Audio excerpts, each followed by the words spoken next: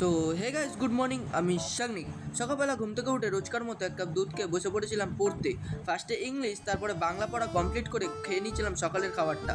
তারপরে স্নান করে চলে গেছিলাম একটা ট্রাইপড কিনতে। অনেক দিন ধরেই ভাবছিলাম যে একটা ট্রাইপড কিনতে হবে, ভিডিও বানাতে খুব প্রবলেম হয়। তারপর বাড়িতে এসে খেয়ে বেরিয়ে গেছিলাম পড়তে যাওয়ার জন্য।